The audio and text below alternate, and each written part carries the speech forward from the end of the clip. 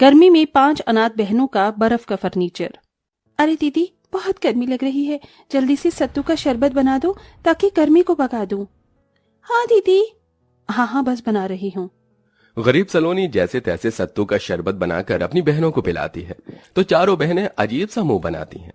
इयो, दीदी कैसा शरबत बनाया है, ये तो वो है ही नहीं जैसे मम्मी बनाती थी। हाँ दीदी, इसका स्वाद तो बहुत अजीब सा है।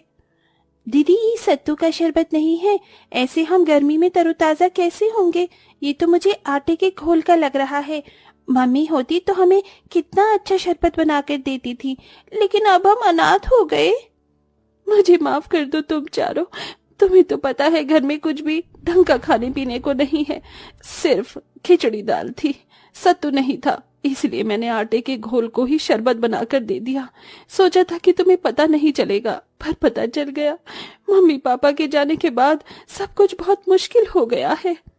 दीदी ऐसे रो नहीं, आपको ऐसे देखकर अच्छा नहीं लगता। मुझे भी तुम लोगों को ऐसे परेशान करना अच्छा नहीं लगता। तुम जानते हो घर में पैसे नहीं हैं, ऊपर से गर्मी है। जब पैसे लाऊंगी तो सत्तू का शरबत बना दूंगी। भले ही हम अनाथ हो गए, लेकिन अपने आप को कभी अनाथ मत समझना। तुम्हारी बड़ी बहन हमेशा तुम्हारे साथ है। तभी चारों बहनें सलोनी के गले लग जाती हैं। कुछ देर बाद सलोनी अपनी बहनों के लिए ज्यादा पानी डालकर खिचड़ी बना देती है। एक पंखा था, वो भी चलना बंद हो गया था। ओहो, बस इसकी कमी थी, अब ये भी बंद हो गया। अब हम गर्मी में कैसे रहेंगे। हमारे घर में कुछ भी नहीं है, ना बेड, ना सोफा, ना कुर्सी, ना खुद को देखने के लिए शीशा, और ना ही फ्रिज, वरना हम बहुत ठंडा पानी पीते। ये गरीबी और गर्मी ने हम बच्चों की जान ले रखी है। दीदी, मुझसे ये पानी वाली खिचड़ी नहीं खाई जा रही। मुझे भी दीदी खाने का मन नहीं है, मेरे को अच्छा अच्छा खाना खाना है। कचौड़ी, पूरी, मटर पनीर, दाल मखनी, चावल, आइसक्रीम, कोल्ड ड्रिंक, ये सब हमें कब खाने को मिलेगा। देखो, ये सब खाने को जब मिलेगा जब मैं नौकरी करने चली जाऊंगी। तब तक थोड़ा सब्र कर लो, मैं आज ही काम देख कर आती हूँ। फिलहाल सब मेरे साथ बैठकर खाना खा लो। ठीक है दीदी। सलोनी अपनी बहनों के साथ बैठकर खाना खा लेती है कि तभी लाल लाल चींटियां उनके पास आ जाती हैं। ओह, दीदी देखो, लाल चींटियां कहीं काट ना ले। हमारे घर में कहाँ से आ गई। हमारे पास कुछ मीठा भी खाने को नहीं है। दीदी ने भगाओ ना। चिंता मत करो, तुम्हें ये काटेंगी नहीं। मैं अभी हल्दी डाल देती हूँ जिससे ये अंदर को ना आ पाए।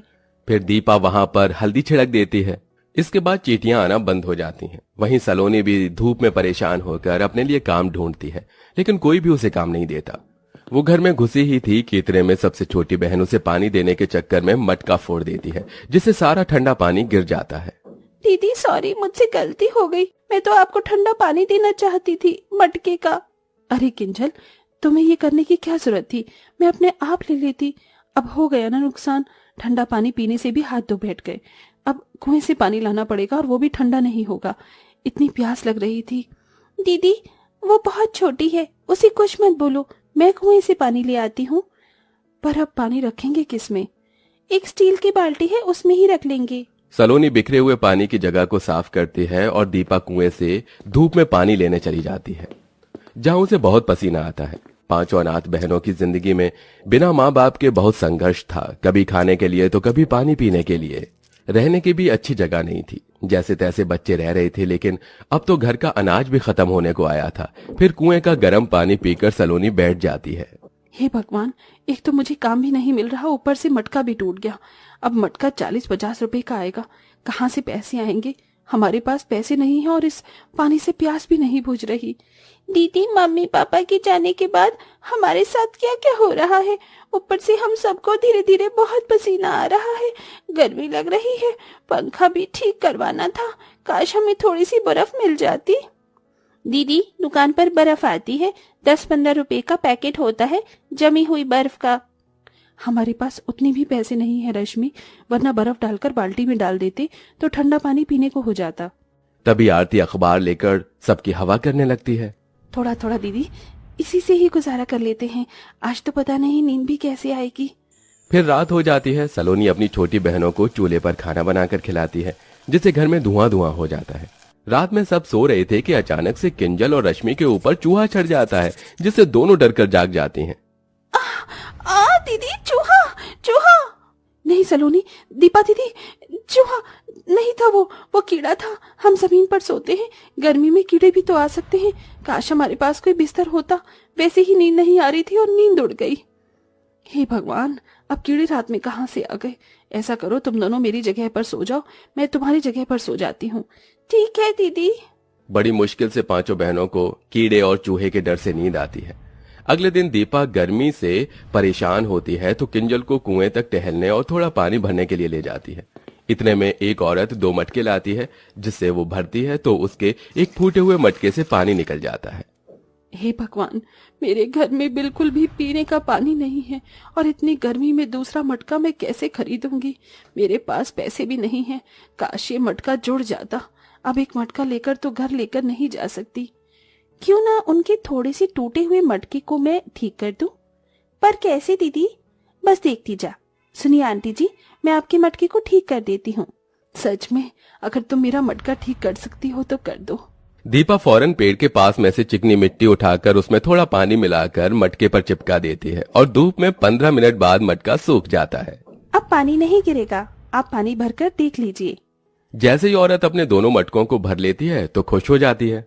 अरे वाह, तुमने तो बहुत अच्छा किया गुड़िया, बहुत शुक्रिया। अब मैं चलती हूँ। सुरेखा अपने दोनों मटके लेकर चली जाती है और जब दीपा किंजल अपनी दूसरी बर्तन को भरती हैं तो किंजल को वहां एक बड़ा सा मटका दिखता है। दीदी देखो, ये मटका कहाँ से आया? अभी तक तो नहीं था। अरे हाँ, यहाँ पर किसका मटका होगा ये? अरे ये मटका तो गंदा भी है। दीदी, ये गंदा मटका किसका होगा? भला हमारे ही काम आ जाएगा। हम इसे साफ करके यही वाला पानी भर लेंगे। चलो घर ले चलते हैं। ठीक है, चलो। दोनों बहनें उस मटके को बड़ी मुश्किल से पकड़कर घर पर ले आती हैं और उसे साफ करने लगती हैं। अरे तुम्हें ये मटका कहाँ मिल गया? दीदी, किसी का भी नहीं था, इसलिए हम ले आए। अब साफ करके इसमें पानी भरेंगे। अच्छा है ना, अब ठंडा पानी पीने को मिलेगा। अच्छा दिखाओ, मैं साफ कर दूं। बड़ा मटका है, तुम दोनों से नहीं होगा। तभी सलोनी जैसे ही मटका धोकर रखती है कि उसमें से चमचमाती रोशनी आती है और वो मटका ठंडी ठंडी बर्फ के पैकेट से भर जाता है। ये देख पांचों अनाथ बहनें हैरान हो जाती हैं। अरे वाह, इतनी सारी बर्फ! इसमें तो हम बहुत ठंडा पानी पी सकते हैं। हाँ हाँ, जल्दी जल्दी पी लो, कहीं बर्फ पिघल ना जाए। पांचों बहन बर्फ देखकर सब कुछ भूल जाती हैं और ठंडा ठंडा पानी पी लेती हैं। अरे हमने इसका ठंडा पानी तो पी लिया, पर ये मटके से अचानक से बर्फ कहाँ से आ गई? मुझे तो कोई जादू लगता है। काश हमारे घर में पंखा चल जाता तो इस गर्मी से तो बच जाते। तभी उस मटके से एक जादुई रोशनी निकलती है। मटके की ठंडी ठंडी बर्फ से पूरा घर बर्फ की ठंडक से भर जाता है। अरे वाह, अभी तो हमारे पसीने आ रहे थे, बहुत गर्मी लग रही थी, और तुमने देखा अभी एक जादू हुआ जिससे हमारा घर एक बर्फ की जैसी ठंडक दे रहा है। हाँ दीदी, ये तो सच में जादू निकला। और इस बड़े से जादुई मटके में बहुत सारे बर्फ के पैकेट हैं। इसे हम बेचकर इस गर्मी में पैसे कमा सकते हैं। अरे हाँ, ये तो मैंने सोचा ही नहीं। और उसके बाद हम कूलर लेंगे, एक बेड लेंगे। दीदी दीदी, मुझे नए कपड़े चाहिए और फ्रिज भी। दीदी आप अकेले बर्फ बेचने मत जाना। ऐसा करते हैं, मैं रश्मि को ले जाती हूँ और आप बड़ी हैं तो आप आरती और किंजल को साथ रख लीजिए। ये बर्फ पिघलने से पहले हमें बेचनी होगी। ठीक है। पांचों अनाथ बहनें एक पन्नी में जादुई मटके से बर्फ के पैकेट निकाल कर उसमें रख लेती हैं और अलग अलग दिशा में बेचने चली जाती हैं, जहां लोग सस्ती बर्फ देखकर खरीदने लगते हैं। बर्फ ले लो, बर्फ, ठंडी ठंडी बर्फ, 5 रुपए का एक पैकेट, 5 रुपए का एक पैकेट। दीदी, मेरे पास सिर्फ 4 रुपए है। मेरे घर में फ्रिज नहीं है। आप इतने में ही बर्फ दे दो। मेरी मम्मी के बुखार हो गया है तो उनको बर्फ लगानी है। ठीक है, ऐसा करो, तुम 2 पैकेट ले जाओ। शुक्रिया दीदी। ऐसे ही पांचों बहनें 2-3 हफ्तों तक उस मटके से जादुई बर्फ मांगती हैं और उन्हें बेचकर पैसे इकट्ठे करती हैं और अपने घर में सबसे पहले सोने के लिए एक पलंग और उसके बाद बर्फ बेचकर कूलर ले आती हैं। अरे वाह दीदी, इस कूलर की ठंडी ठंडी हवा में बहुत मजा आ रहा है। हाँ ये तो है, अब हमें कीड़े भी नहीं काटेंगे क्योंकि हमारे पास फर्नीचर में हमारा सबसे पहले बेड आ गया। अब धीरे धीरे इस जादुई मटके से बर्फ को निकाल कर बेचेंगे और सोफा, फ्रिज सब कुछ ले आएंगे। हाँ हाँ दीदी, आज खाने में अच्छी चीज बनाई है ना आपने? हाँ, तुम सबके लिए मटर पनीर पुलाव और रायता। तो चलो दीदी, ठंडी हवा में बैठकर खाना खाते हैं। 1 मिनट, रायते में बर्फ डालने के लिए जादुई मटके से मांग लेती हूँ। हे जादुई मटके, हमें बहुत सारी बर्फ दे दो। दीपा के कहते ही जादुई मटके की रोशनी से बर्फ का पैकेट पूरा भर जाता है और वो अपने रायते में डालकर मजे और खुशी से कूलर की ठंडी हवा में खाना खाते हैं। आज वो पहला दिन था जब वो अपने माता पिता के जाने के बाद सुकून से खाना खा रहे थे, और अब धीरे धीरे उस जादुई मटके से बर्फ के पैकेट बेचकर वो थोड़े दिन बाद अपने लिए फ्रिज ले आते हैं, और उसके थोड़े दिन बाद सोफा, और धीरे धीरे करके अपने घर को अच्छा करके सारा फर्नीचर का सामान ले आते हैं। जिसके बाद पांचों अनाथ बहनों की जिंदगी उस बर्फ के मटके से बहुत आसान हो जाती है और सब खुशी खुशी रहने लगते हैं।